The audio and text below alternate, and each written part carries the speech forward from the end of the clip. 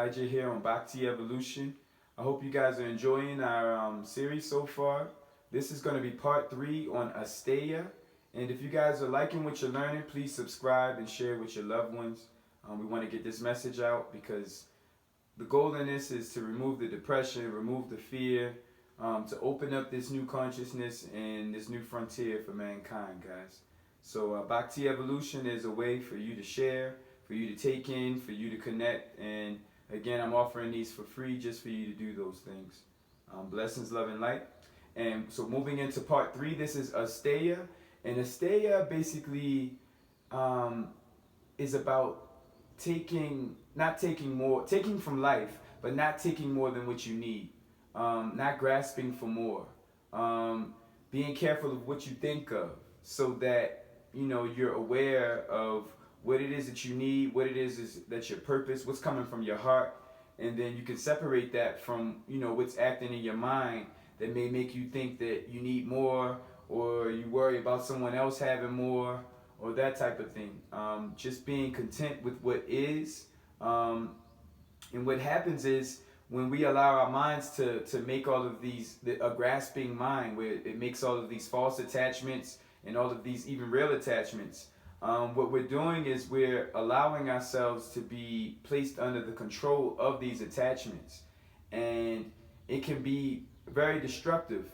It can be destructive for others, and it can also be destructive for yourself.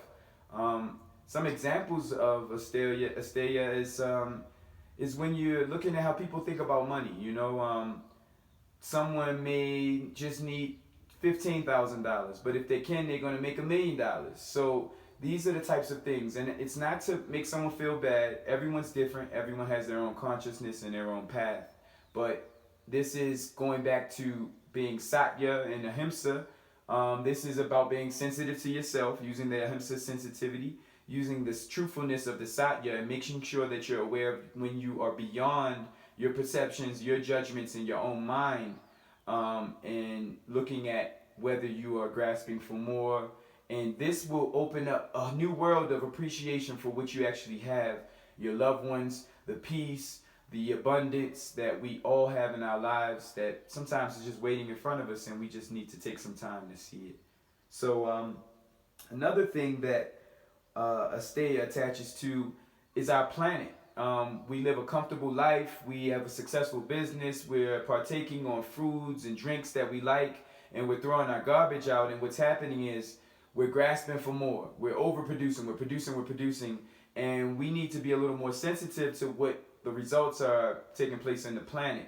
So Asteya, our overproductive mind and mankind is causing for a destruction.